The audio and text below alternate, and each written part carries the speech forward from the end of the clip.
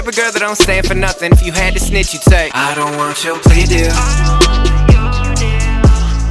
What's good, my fellow weed smokers? Welcome to I don't smoke weed. Welcome to Awkward Situations, the series where you guys leave comments about situations happening in your lives that are awkward or embarrassing things that have happened to you in the past, and then I pick out a few of those comments and I talk about them in these YouTube videos over some video game gameplay.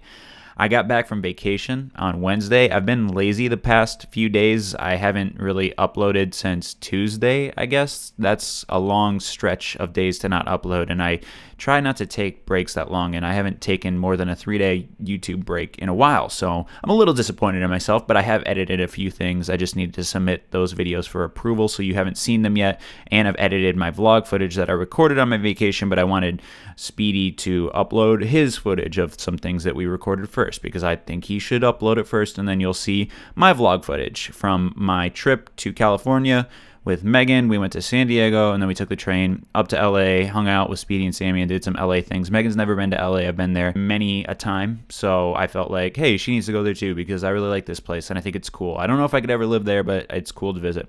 So we had a fun time, and I made a conscious decision during my trip to not really record a lot, so I don't have a lot of footage. I actually kind of just took a break from the internet. I didn't check my videos to see how they're doing.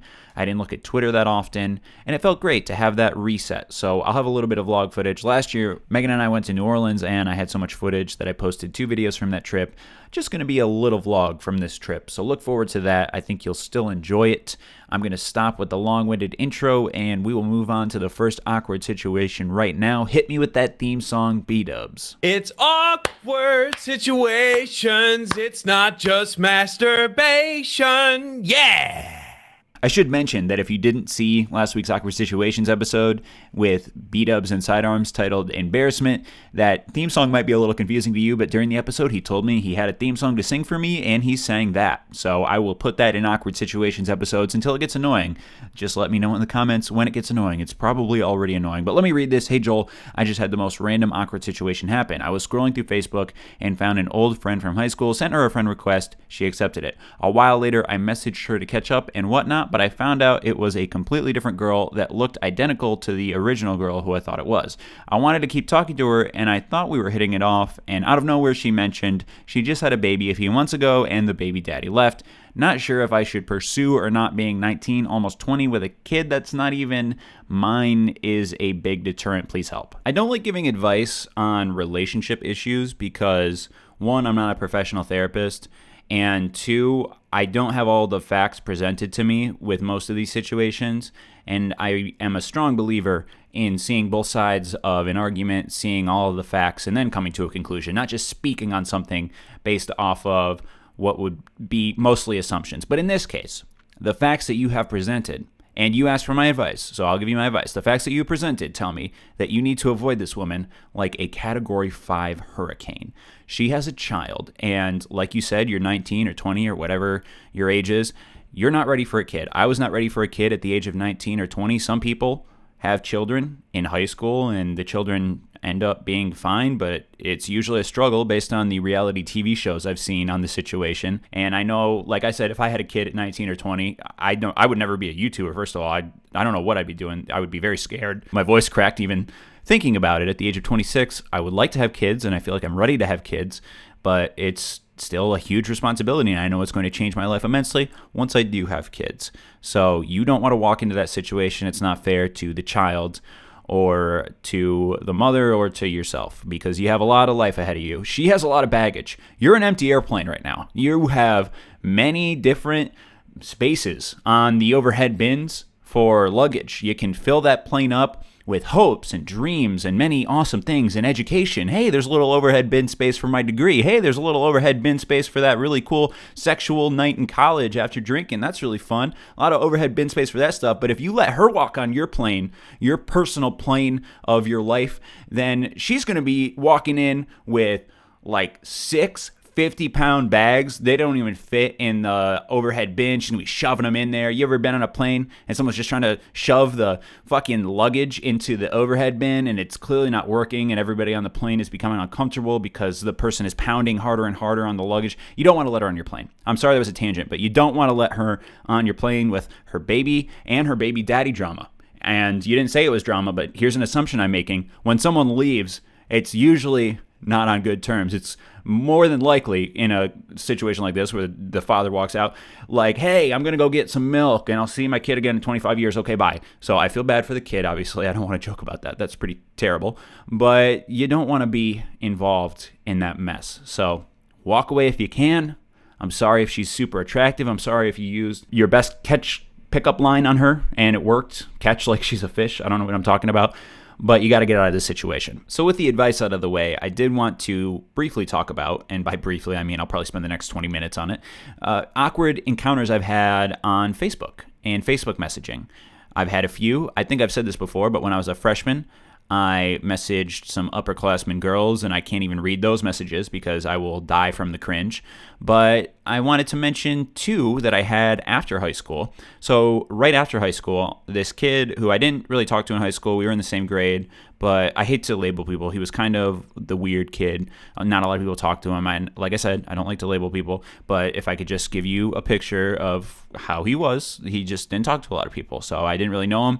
I befriended him during high school, and then after we graduated a few months, he messaged me and was like, how are you doing? I was cordial and talked to him. I said I was doing good. How are you doing? All this stuff.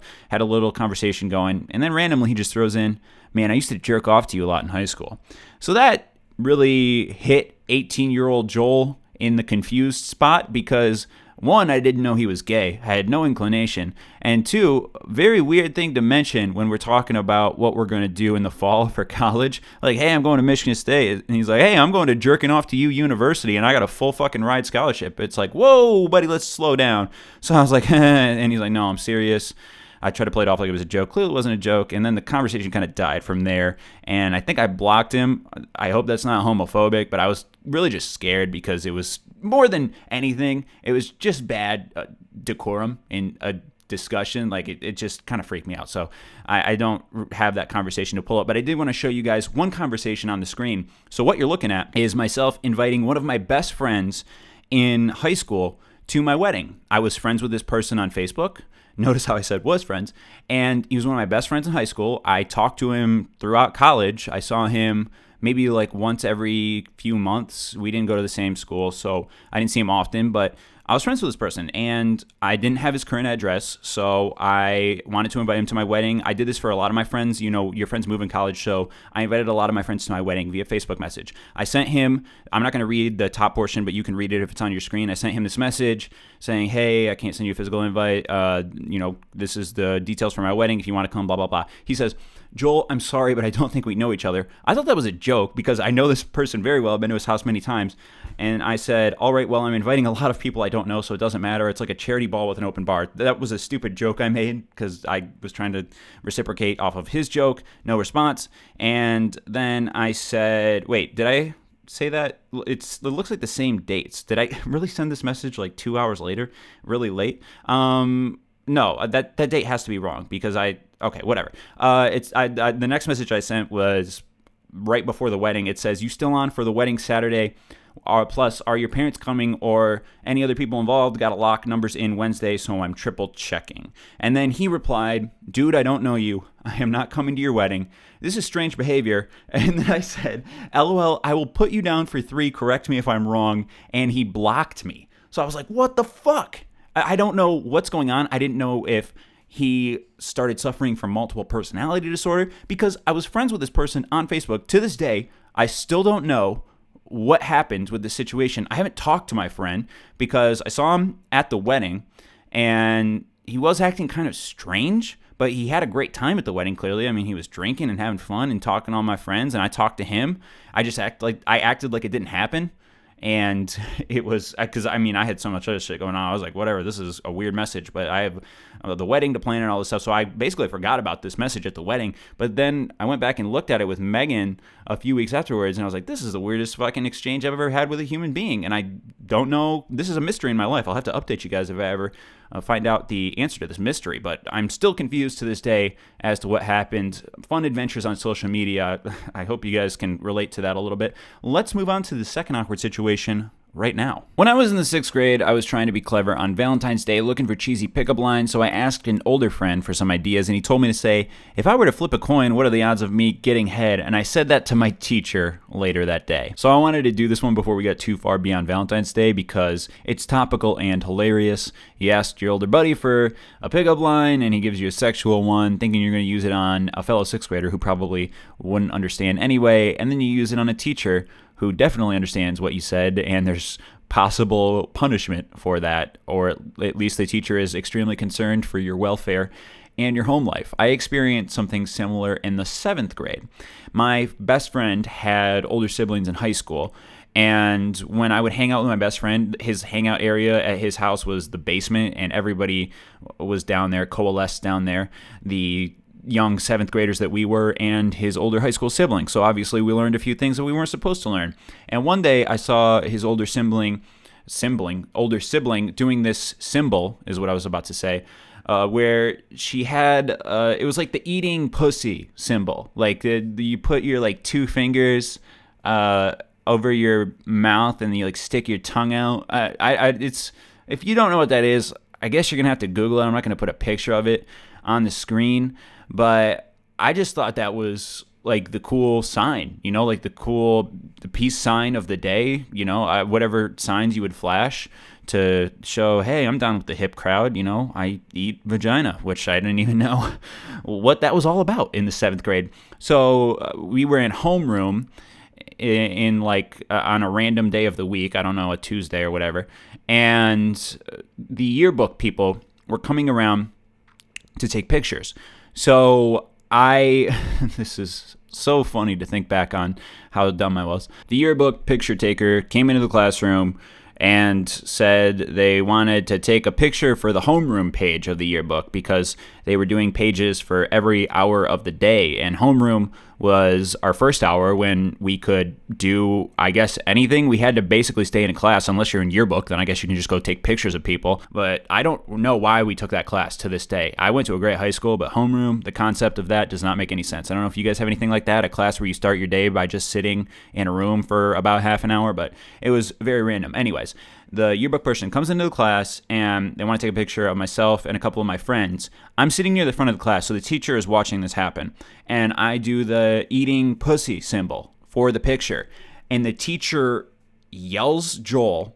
I mean, the picture was taken, but I didn't get to be in the second picture that had to be taken because the teacher yelled Joel, said to delete that picture, and then sent me to the old vice principal's office to get a talking to.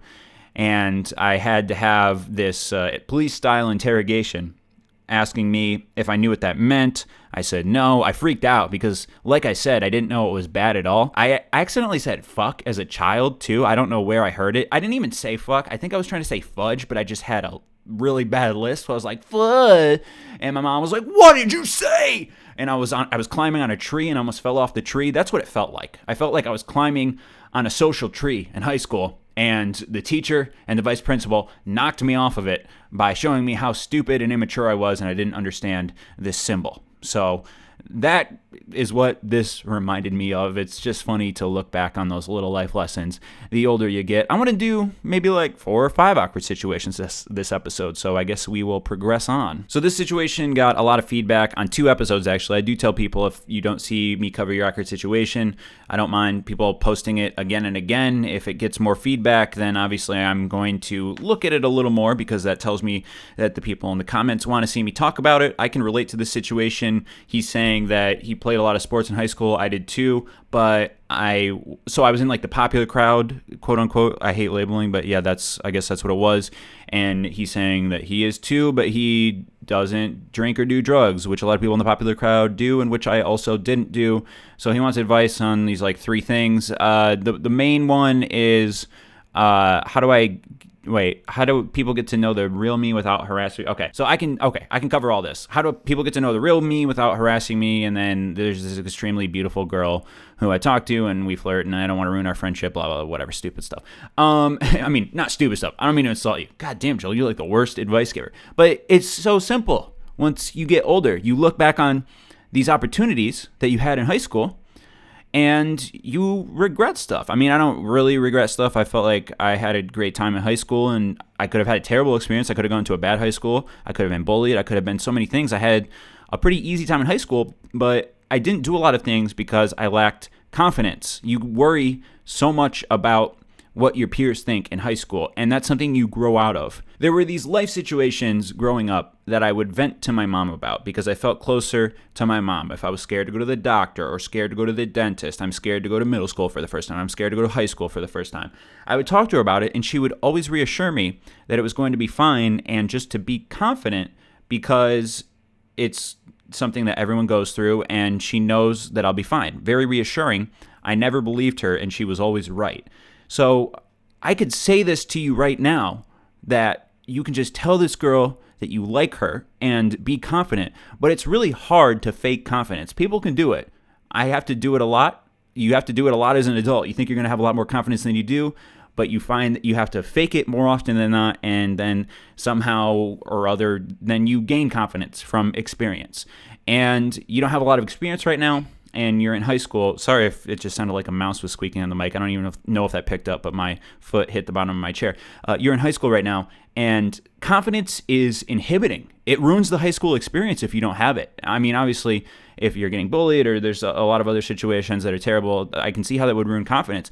But if I can give you two examples from my own life, I didn't do video production or newspaper until my senior year because I was afraid if I wrote a stupid newspaper article as a sophomore, the older kids were going to read it and think I'm an idiot, or something weird like that. If I made a dumb skit in video production as a freshman or a sophomore, older kids were going to see it and think that I was an idiot. So when I was a senior, I was like, oh, there's no older kids to think I'm an idiot. I'm the old kid, so I can make all this stuff.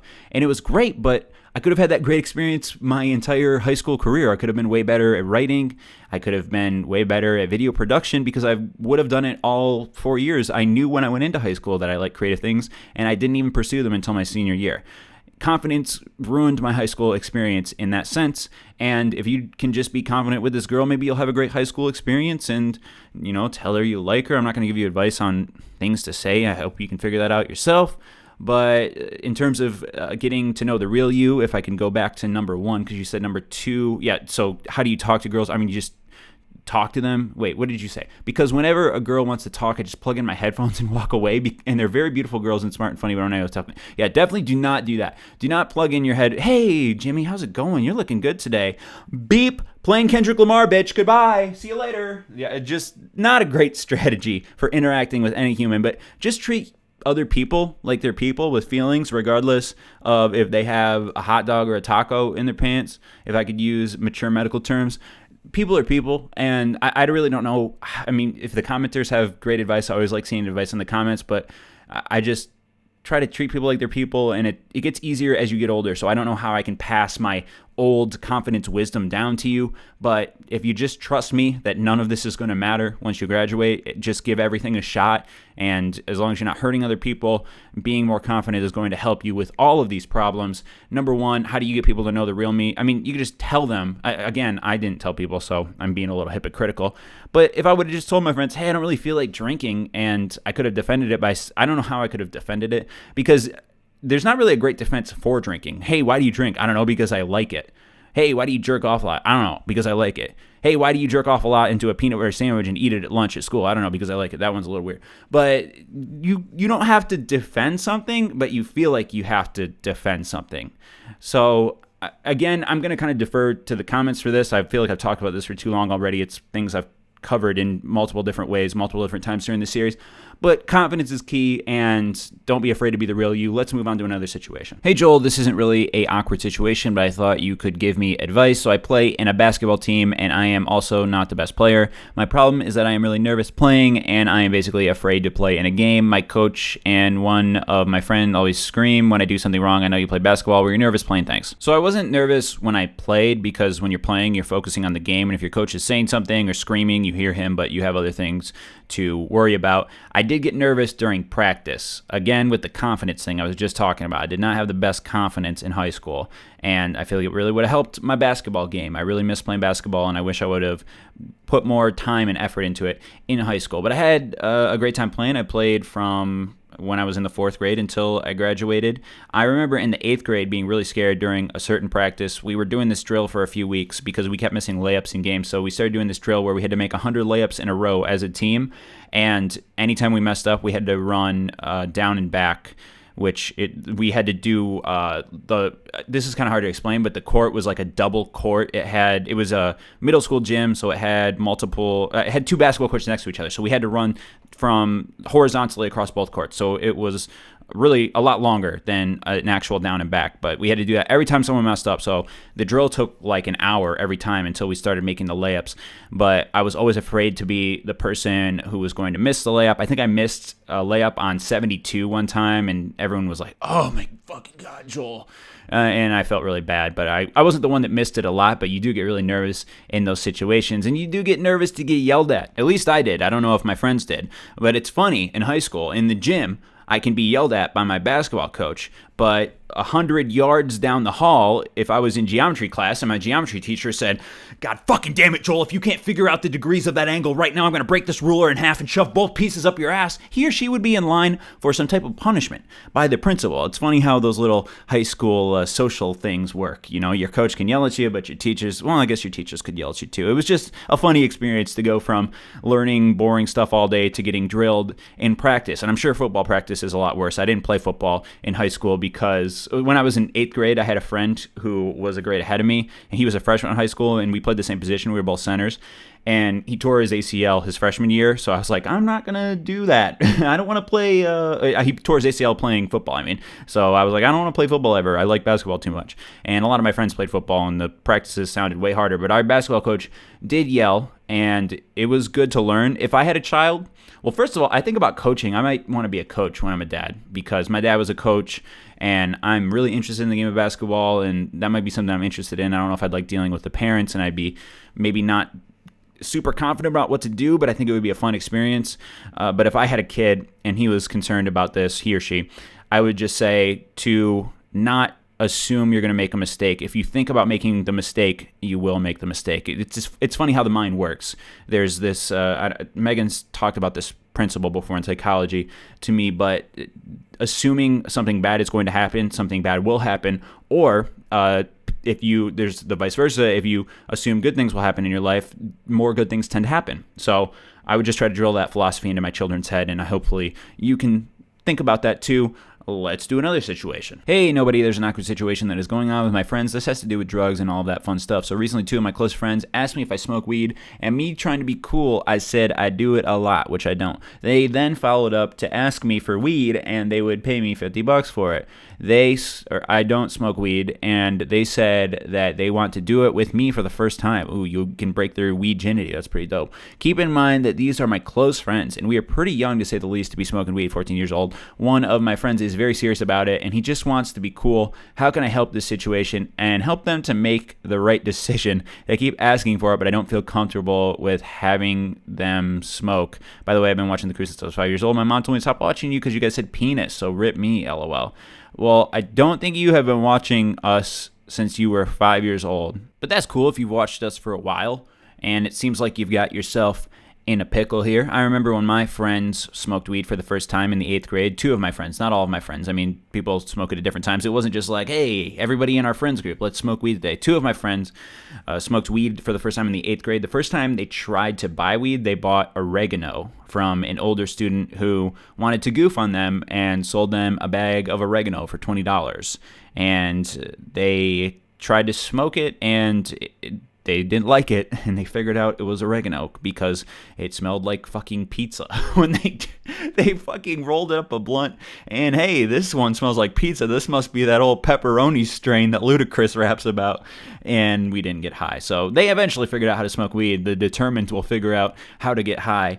And then a lot of my friends tried it throughout high school. I've never tried it before.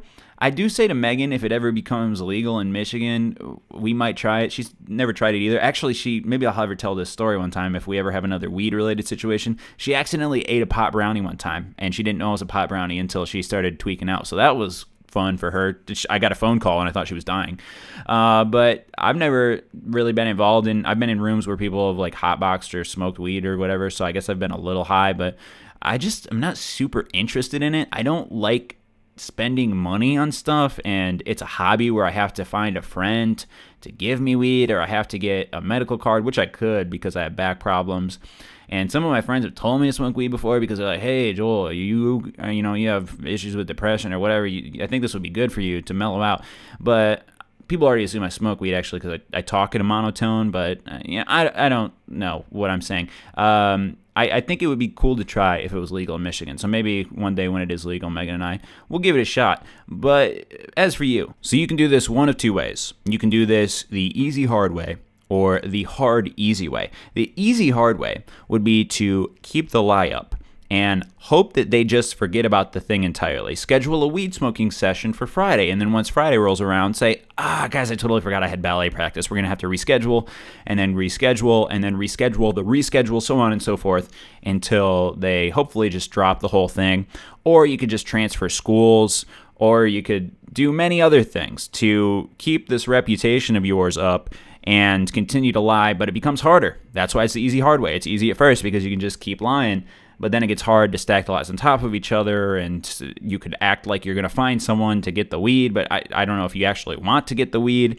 Then it's hard for you because you don't know if you want to smoke. So the hard, easy way is what I would suggest.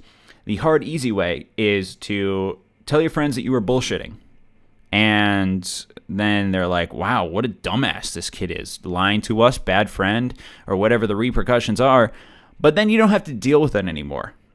Maybe you take a little reputation shot, but this isn't even that big of a deal. I don't know if your friends are really going to care. They'll probably just be like, dude, why didn't you just say that? And you'd be like, I don't know. I was listening to a lot of Wiz Khalifa, and I thought it was cool, so I wanted to tell you guys I smoked weed, and I don't smoke weed. I'm sorry.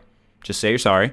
And if they're great friends, you'll move on from it. But if they're terrible pot-smoking friends, which they do sound like they are, then they'll go to prison and they'll go to hell. I'm sorry, I don't have that opinion about marijuana. I wish it was legal, because then you wouldn't have to find sketchy people to sell it to you, and cartels wouldn't profit and all of this stuff. But I'm sure it's going to be legal within the next 10 years. What's going to be first, guys? Landing on Mars, or weed is legal everywhere in the United States? Let me know in the comments below. I think that's an interesting question. And I think we're going to end the Awkward Situations episode here. We're running up on half an hour, and I like to keep it under that. So thanks for watching. I appreciate you all, and I'll see you around this time next week for another episode of Awkward Situations. Goodbye. Maybe the world is just hollow. Maybe this song's all I got. Maybe I hate it tomorrow. Gift can't be borrowed, pill can't be swallowed. She said to follow, but all I do is chase dreams.